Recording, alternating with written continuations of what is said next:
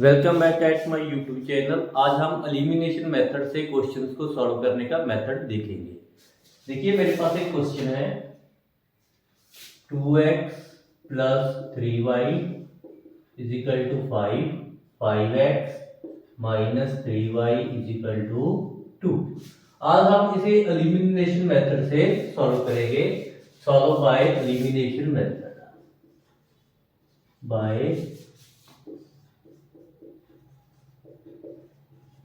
Elimination method. देखिए इसे number 1, इसे नंबर 2। तो हमें करना क्या होगा, हमें x के कोफिशिएंट को मल्टीप्लाई करना होगा इक्वेशन 1 से, और इस x के कोफिशिएंट को इक्वेशन 2 से क्या करना होगा, multiply. Equation 1 y 5 and equation 2 multiply by 2। देखते हैं कितना आएगा। That is 10x plus 15y is equal to 25। यहां से आ जाएगा 10x minus 6y is equal to 4। अब हमें क्या करना होगा, इनके साइन चेंज करने होंगे। देखिए ये क्या हो गया, खत्म हो गया। 15 plus 6 21, y is equal to 21। तो y की वैल्यू मेरी आ गई 1 के इक्वल। अब मैं y की वैल्यू इन दोनों में से किसी एक में पुट कर देता हूं। Put in 1, put in 1, that is 2x plus 3 into 1 is equal to 5। 2x plus 3 is equal to 5। 2x is equal to 2। तो x की वैल्यू मेरी कितनी आ गई, 1। तो y is equal to 1 and x is equal to 1 is the required solution। एक और question देखते हैं हम इसी मेथड से। इससे पहले हम देख लेते हैं हमने क्या किया। हमने सेकंड इक्वेशन में जो x का कोफिशिएंट था उसको फर्स्ट इक्वेशन से मल्टीप्लाई कर दिया, और फर्स्ट इक्वेशन में जो x का कोफिशिएंट था मैंने सेकंड इक्वेशन को मल्टीप्लाई कर दिया उस कोफिशिएंट के साथ। उसके बाद मैंने क्या किया, साइन चेंज कर दिए। x खत्म हो गया। 15y plus 6y is equal to 21। देखिए यहाँ माइनस 6y था, बट जैसे ही हमने चेंज किया तो हमारा क्या आ गया, plus 6y। 15 plus 6 20y, 25 minus 4 21। तो देखिए 21y इज इक्वल टू 21 आ गया, और y की वैल्यू कितनी आ गई, 1। अब मैंने इसे इक्वेशन 1 में पुट कर दिया, तो x भी मेरा कितना आ गया, 1। x is equal to 1 and y is equal to 1 is my required solution। अब एक और क्वेश्चन देखते हैं बाय एलिमिनेशन मेथड।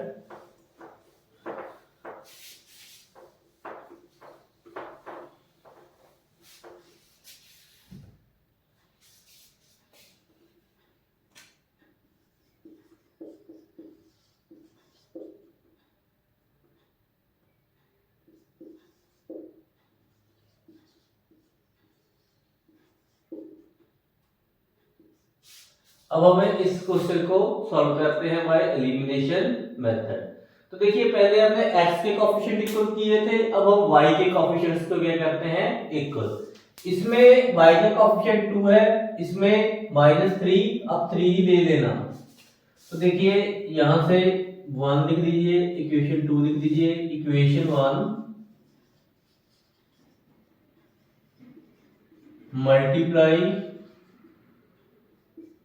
बाय 3, यहां y का कोफिशिएंट लिया।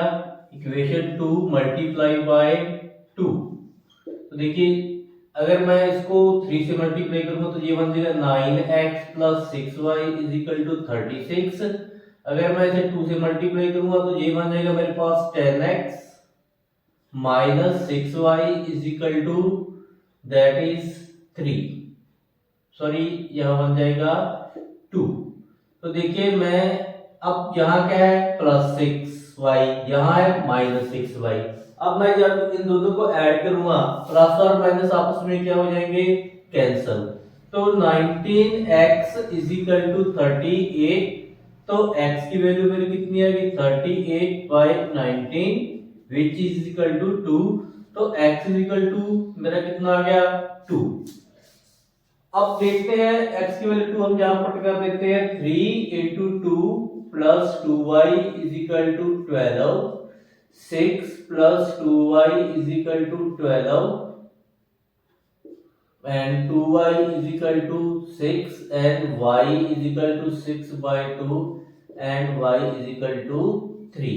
तो हमारा सॉल्यूशन क्या आ गया x is equal to 1 और sorry x is equal to 2 y is equal to 3 is my required solution। देखिए इसमें हमने y को एलिमिनेट किया। क्या किया y को एलिमिनेट।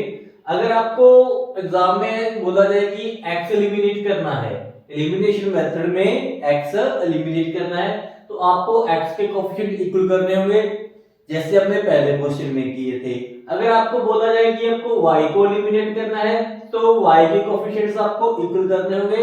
हमने जैसे इस मेथड में सॉरी इस इक्वेशन में y के कोएफिशिएंट्स इक्वल किए हैं तो यहाँ क्या एलिमिनेट हो गया y। अगर जस्ट बाय एलिमिनेशन मेथड बोला हो तो आप x के भी कर सकते हो y के भी कर सकते हो। देखिए स्टूडेंट्स एलिमिनेशन मेथड के बाद हम कुछ और क्वेश्चंस करते हैं। एनसीईआरटी में उस टाइप के क्वेश्चंस हैं और एग्जाम में भी उस टाइप के क्वेश्चंस बहुत बार आए हैं। देखिए हमें एक सिस्टम ऑफ इक्वेशन दिया हुआ होता है, हमसे पूछा जाता है कि इक्वेशन ऑफ सिस्टम का सॉल्यूशन क्या है। देखिए for example 3x + 2y = 7, 5x - 3y = 8। देखिए अब हमें चेक करना होगा इसका यूनिक सॉल्यूशन है, नो सॉल्यूशन है या फिर इनफाइनाइट सॉल्यूशन है। स्टूडेंट्स अगर यही क्वेश्चन एमसीक्यू में हो तो आपने यहां साइन प्लस देखा और यहां साइन क्या देखा माइनस, आप यूनिक सॉल्यूशन पर टिक कर सकते हो। देखिए इन दोनों के साइन पॉजिटिव हैं, इनका एक साइन पॉजिटिव है एक नेगेटिव, तो 100% ये यूनिक सॉल्यूशन वाला ही केस होगा। अगर आपको एमसीक्यू में टिक करना है तो आप यहीं से डायरेक्ट चेक कर सकते हो।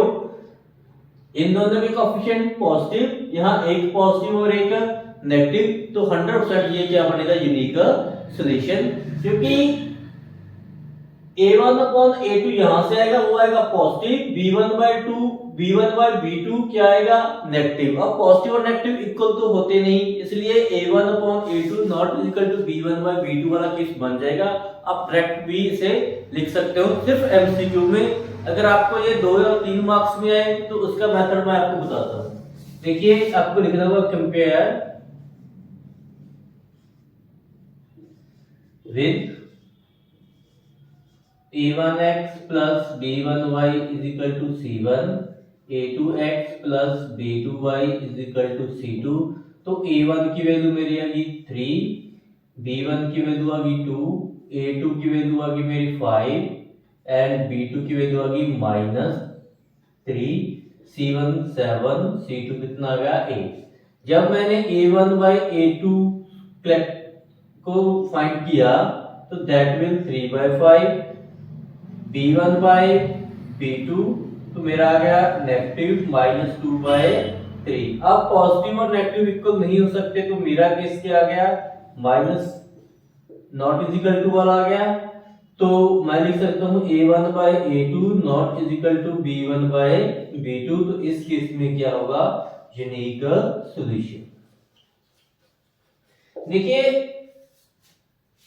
अब हम एक और क्वेश्चन देखते हैं जिसमें हम लिखते हैं 3x - 4y = 8, 6x - 8y = 14। तो अब हम a1 की वैल्यू निकालते हैं,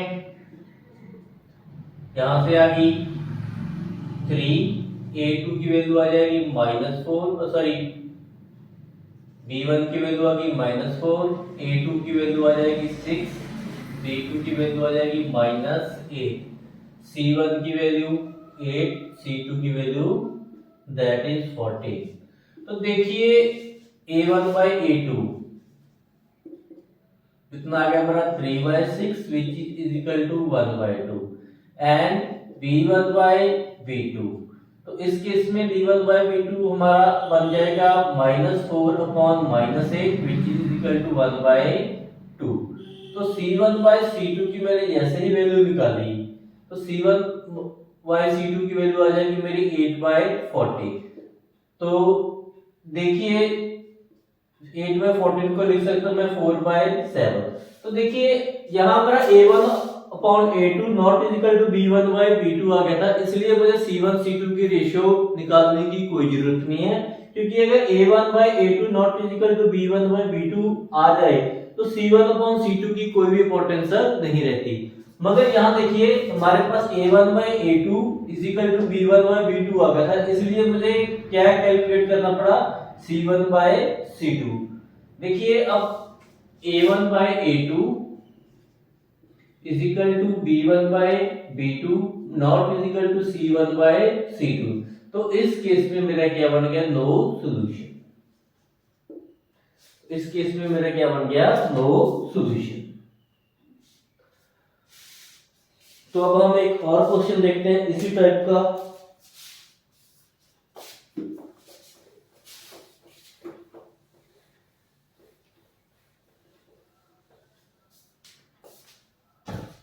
इस टाइप के एक और क्वेश्चन देखते हैं। 5x + 3y = 8, 10x + 6y = 16।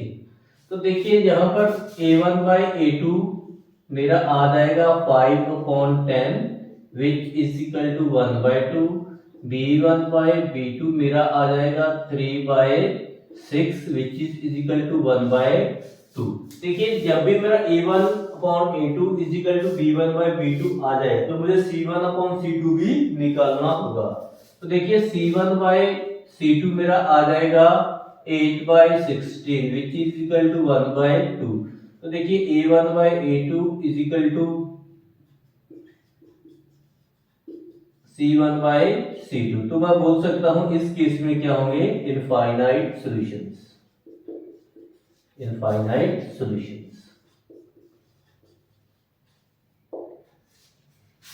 तो देखिए अब हमने इस पार्ट में क्या देखा, लास्ट 3 क्वेश्चन में हमने बिना सॉल्व किए हुए ये चेक किया कि इक्वेशन का जेनेरिक सॉल्यूशन है, नो सॉल्यूशन है या फिर इनफाइनाइट सॉल्यूशन है। देखिए एग्जाम में इस कंडीशन को यूज कर और भी कई टाइप्स के क्वेश्चन बनाए जाते हैं, अब हम उसके बारे में डिस्कस करेंगे।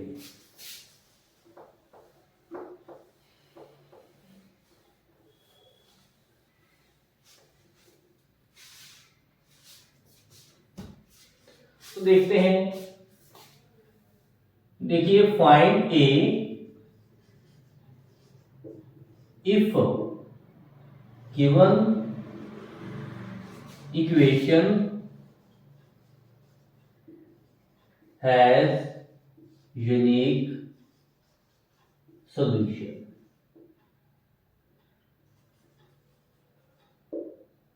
तो देखिए हमारे पास गिवन क्या है, 2a + 3y = 8, जहां 2a x आएगा, इसी में दोबारा लिख देता हूं, 2ax + 3y = 7, 5x - 6y = 18। तो हमें गिवन क्या है, यूनिक सॉल्यूशन। तो a1 की वैल्यू आ जाएगी 2a, a2 की वैल्यू आ जाएगी 5, b1 की वैल्यू 3 एंड b2 = -6। तो देखिए मैं कंडीशन लगाता हूं, a1/a2 not is equal to b1/b2। a1 मेरा कितना है, दैट इज 2a, b1 कितना है 5, सॉरी a2 कितना है 5 which is not is equal to a1 कितना है 3, यहां से कितना आ जाएगा -6। तो ये वैल्यू बन जाएगी 2a/5 not is equal to -1/2। तो a की वैल्यू यहां से क्या आ जाएगी, a की वैल्यू आ जाएगी not is equal to -1/2 into 5/2, 5/2। तो 5 ऊपर चला गया, 2 नीचे आ गया, तो ये वैल्यू बन जाएगी a not is equal to -5/4। अगर a की वैल्यू -5/4 नहीं होगी तो इस इक्वेशन का क्या होगा, यूनिक सॉल्यूशन। एक और क्वेश्चन देखते हैं। इससे पहले मैं थोड़ा सा इसे रिवाइज कर देता हूं। हमारे पास दो इक्वेशन थी, तो हमें कंडीशन गिवन थी यूनिक सॉल्यूशन, तो हमें क्या निकालना था, a की वैल्यू, कांस्टेंट की वैल्यू। तो देखिए हमारी यूनिक सॉल्यूशन की कंडीशन होती है a1/a2 not is equal to b1/b2। a1 हमारा कितना था 2a, a2 कितना था 5, v1 3 दैट इज -6 हमारा था v2। तो 2a/5 not is equal to, इनको सॉल्व कर बन गया -1/2। अब मैं a को छोड़कर बाकी टर्म उधर शिफ्ट कर देता हूं, 5 ऊपर चला गया, 2 नीचे आ गया, तो ये ओवरऑल वैल्यू मेरी बन गई a not is equal to -5/4। इसका मीनिंग है अगर a की वैल्यू -5/4 के इक्वल नहीं है तो ये क्या बन जाएगा, यूनिक सॉल्यूशन। अगर ये 5/4 के इक्वल होगी, अब यूनिक सॉल्यूशन तो नहीं रहेगा, बाद में हमें ये चेक करना पड़ेगा भी इनफाइनाइट सॉल्यूशन वाला केस बनता है या फिर नो सॉल्यूशन वाला केस बनता है। तो एक और एग्जांपल हम लेते हैं।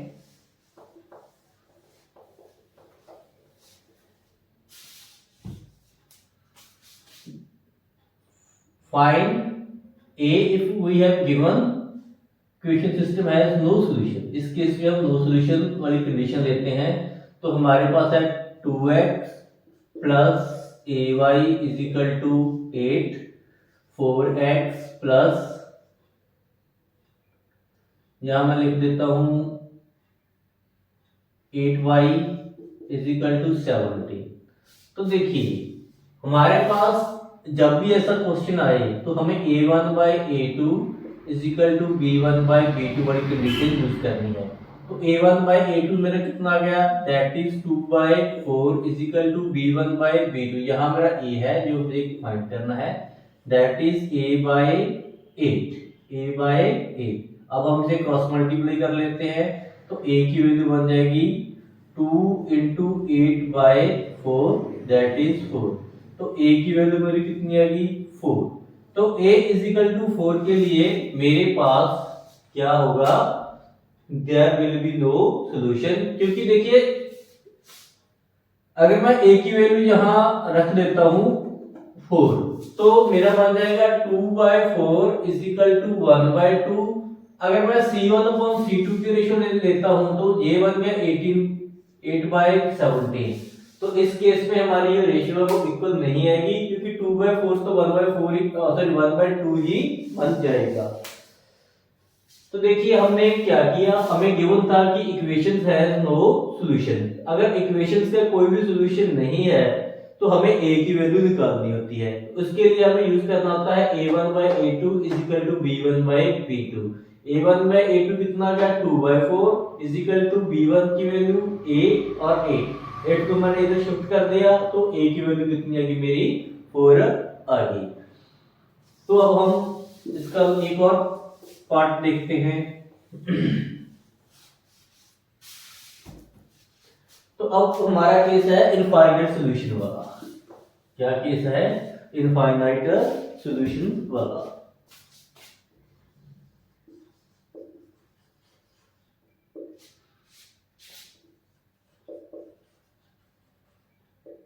देखिए अब मैं फिर से इक्वेशन लिखता हूं, यहां लिख लेता हूं ax plus 6y is equal to 8। यहां लिख लेता हूं 2x plus 12y is equal to 60। देखिए अब हम a1/a2 is equal to b1/b2 is equal to c1/c2 वाली कंडीशन यूज करेंगे, क्योंकि यहाँ तीनों में इक्वालिटी है तो हमें कोई प्रॉब्लम नहीं है। तो यहाँ से आ गया that is a/2 is equal to 6/12 is equal to 8/60। तो a/2 की वैल्यू मेरे पास आ गई 1/2, तो a की वैल्यू मेरे पास कितनी आ गई, 1। a की वैल्यू कितनी आ गई, 1 अगर मैं यहाँ a की वैल्यू 1 पुट कर देता हूँ, यहाँ से आ जाएगा 1/2, इसे मैं 1/2 लिख सकता हूँ और लास्ट को भी मैं लिख सकता हूँ 1/2। तो हमारा केस क्या बन गया, a1/a2 is equal to b1/b2 is equal to c1/c2। तो यहाँ हमारा जो इनफाइनाइट सोल्यूशन वाली कंडीशन भी क्या हो रही है, सेटिस्फाइड। देखिए कांस्टेंट की वैल्यू निकालने वाला एक क्वेश्चन एग्जाम में जरूर आता है, इसे आप ध्यान से कर जाना, इसे छोड़ना मत, चाहे एनसीईआरटी में इसको दिया हुआ हो चाहे ना दिया हुआ हो, तो ये हमारे लिए काफी इंपॉर्टेंट है। Thank you for watching my video, please subscribe my channel.